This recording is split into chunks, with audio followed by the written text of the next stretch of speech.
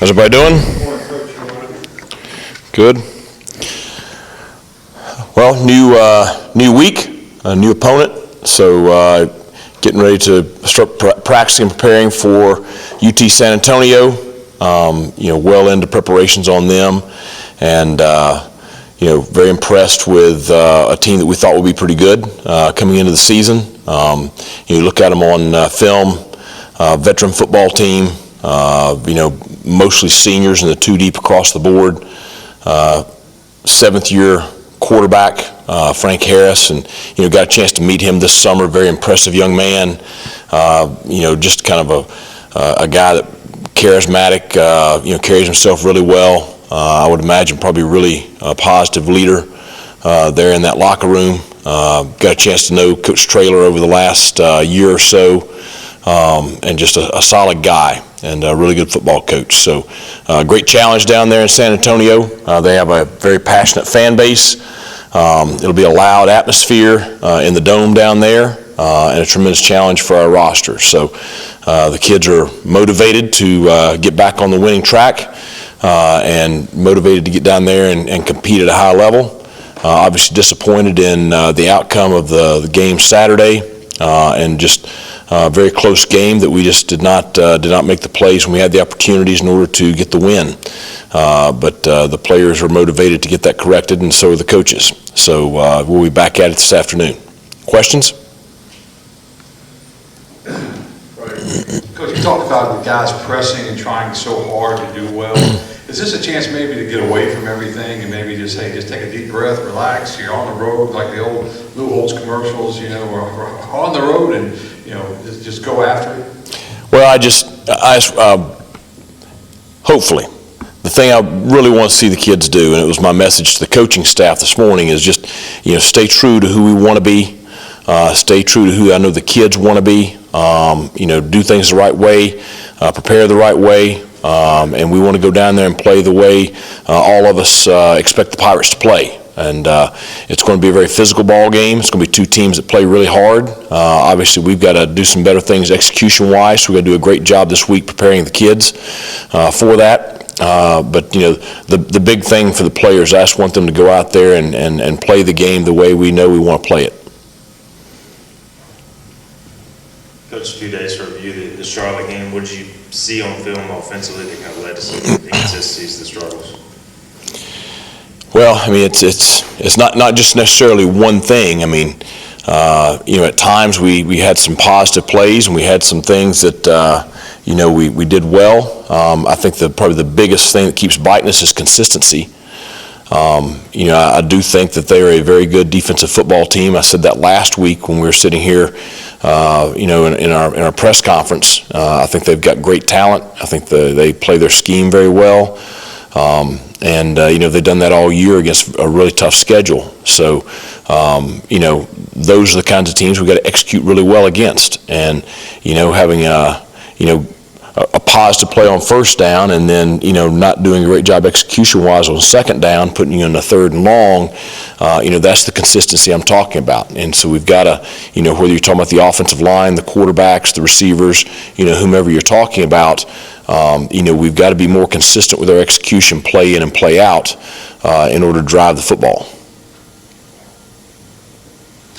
Conrad had been pretty solid until those misses on Saturday. After talking to him, looking at it, was that a him? Was it an operational issue? What happened with the field goal? It's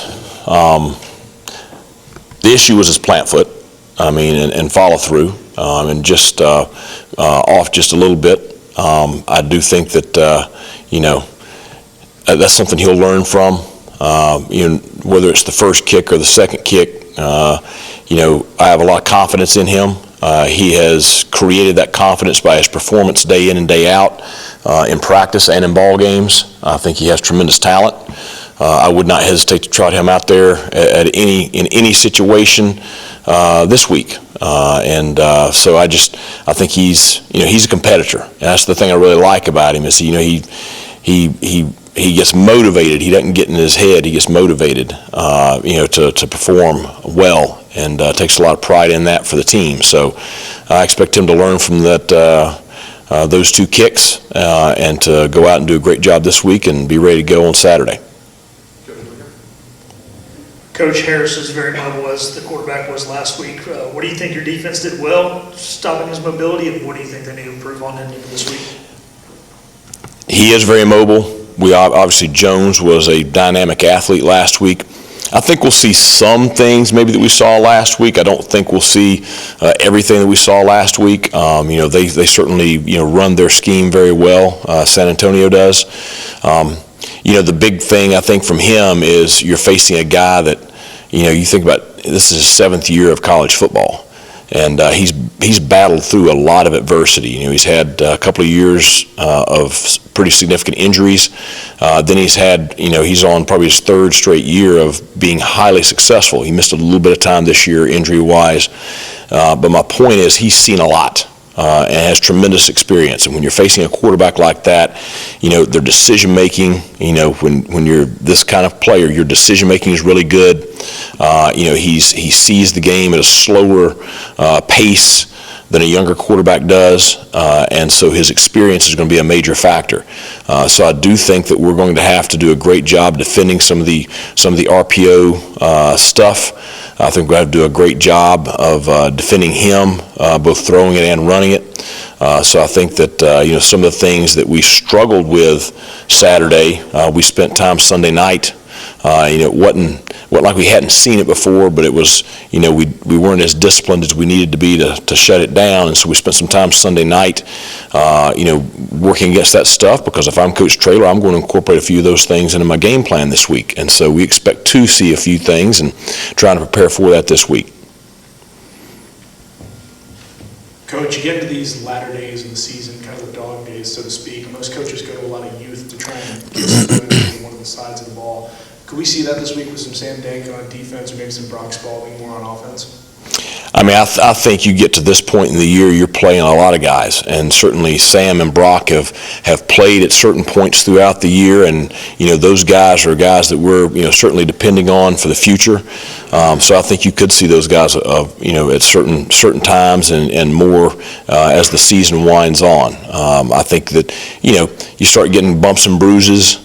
And so certainly then your depth really comes into play, and so that's when you see a lot of younger guys get on the field, whether it be on special teams, offense, or defense. Coach, what are some of the things you do to prepare for the Dome, for the Alamo Dome, as far as that goes? You haven't been there. The picture you're talking about a little bit last night, but some of the things you prepare this week, and then when you get to the field on Saturday. Well, you can't truly prepare for being inside because we don't have a space that's indoors. So, we'll try to create as much noise as we can for the offense to try to, mimic what's going to be a very loud environment. That's what we did when we played in the Fargo Dome up at North Dakota State. And then, you really stress your communication. Your communication has to be visual and verbal. Everybody has to really focus, making sure everybody's got the call and everybody's communication is clean. And then, we'll try to get there a little bit early for kickoff on Saturday and give our, kickers, punters, returners, receivers, all those guys a chance to just, optically go in there and catch balls and kicks and punts and stuff indoors. And, by the time we get through with the early warm-up stuff, they should be fine. Talking about young players a moment ago, we saw Raheem Jeter get his feet wet when the game was in hand against Gardner-Webb. Right. Any plans do you foresee him getting in any more this season? Oh yeah, absolutely. With a lot of those guys in that freshman class, which we really like that class, you're going to try to get them, playing time anytime you can. Now you want to, if it's the right situation, which, you're trying to, you want to protect their red shirt. And unless they're playing a lot, if they're playing a lot, then that makes sense to use them a lot. So, you hope to get him in for 4 games, and you hope to get him some snaps under his belt. Obviously, he's improved a good bit since the spring, and he'll continue to improve, being a true freshman. Coach, after the game, done a lot of different things offensively, and, if you would look at changing play calling duties at all just to try to spark something, a few days after the game, you feel like that's not the answer right now? Well, I've watched the game multiple times by now and watched it very closely from a standpoint of watching the play call, watching the defensive call, knowing what is supposed to happen with the play call, and seeing where the issues are. And I'm going to do whatever is best to give the Pirates the best opportunity to win on game day. And right now we need to coach better during the week as far as it comes to execution, and we need to execute the plays that are called better, and that's on us as coaches to prepare the players better. And so right now that's my focus. But I'm not happy with where our record is, and I'm not happy with the way we're playing. And I know that we've got to put points on the board. I know we've got to play more consistent offensively. So I'm going to always be evaluating every aspect and do what is best to give the Pirates the best opportunity to be highly successful on game day, and that's where we are. Coach, obviously Bond didn't play last week. We've seen Right. him come back, so just an overall health update on Bond and some of the other players who were banged up. Javis is close. He ran yesterday, hoping to have him back quickly, but that's just kind of where we are with him. In the beginning part of the season, and even the preseason, there was talk of the running back room just being one of the strengths of this team. And I know you guys have been dealt a bad hand with some injuries there too, but is there some belief that that group can kind of get to that spot again and just be that unit you can count on? Yeah, and I think, you saw Marlon's back healthy now. Camaro has, shown himself the last few weeks. Rajay's been kind of the steady, there every game. Gerald Green is going to practice full speed today, so it's good to have him back from injury. So we have had a little bit of injury bug in that room, but we still have a very solid room right there. And we got to do a great job of getting those guys going. Whether it's in the run game or the passing game, and they all are working very hard and very driven. And so looking forward to having a great week of practice with that group this week. Notice there's been a few different combinations on the offensive line. When you get into your competition periods, is it usually the same 5 guys each period for competition during a week, or do you guys kind of mix that up? Well, when we go to the competition periods, you're going to have 2 different lineups, and within those lineups, you may shuffle guys, for between 1s and 2s, and I said at the beginning of the year, ideally we want to play, probably 8 guys on the offensive line, and we've just struggled to have enough guys playing at a consistent level in practice to go out on game day. Now we've started to have a couple of guys come on a little bit more here lately, and obviously we played I think 8 offensive linemen on Saturday, a couple of really young guys. A couple of players that maybe weren't ready to go at the beginning of the year that are ready to go now. So as with every position, practice during the week really trumps everything. The players go out there and they compete, and we're going to put the players on the field to give us the best chance to be successful. And certainly there were some positive things that we saw with some of the guys that came into the lineup on Saturday that gave us a chance there in the second half. And then some of the guys that maybe had struggles in the first half are very motivated to get things corrected this week. So I think there'll be good competition. Dontavius Nash played as much as he has since he came in. He played well, seemingly, and I know you are a little banged up at safety. What did you think of his performance and getting a shot and making the most of it? I thought for the most part he played well, and he has played better and better as the season has gone on. He's tackling better. He has great ball skills, plays the ball well in the air.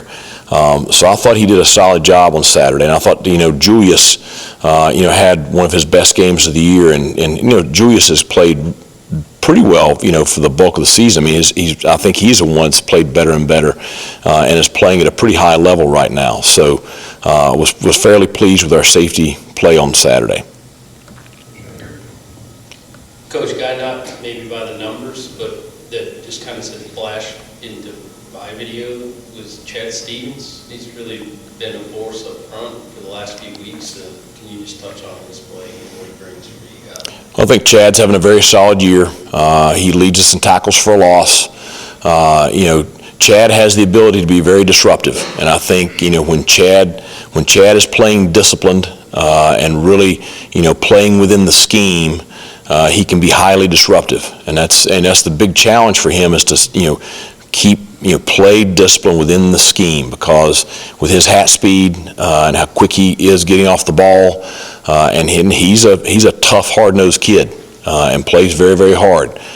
He has a chance to impact the ball game when he's doing those things. Coach, another week we saw both quarterbacks in different situations. Should we expect something similar to that this weekend? Or I know you can't give too much away, but just a thought on how that's going. Right. Well, as I've said, for the last couple of weeks, really I want to see us play with more consistency. And I think that's the key for those two guys. And, both of them have some strengths and both of them have some things they need to improve on. And so, what we're trying to do is to continue to help them to come along and take advantage of their strengths and to continue to learn from their experiences. And so, look forward to a great week of practice for those guys this week. I know during the bye week, you're at high school football games, you're recruiting, you're bringing in visits, and it never stops.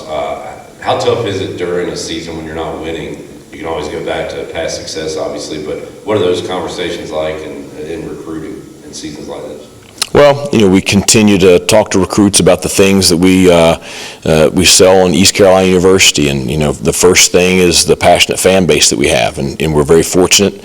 Last Saturday was another great representative of that, in that football is important here. And, certainly we're very transparent with, this is not, where we expect the program to be at from a one-loss level, but at the same time, we do expect to be highly competitive week in and week out.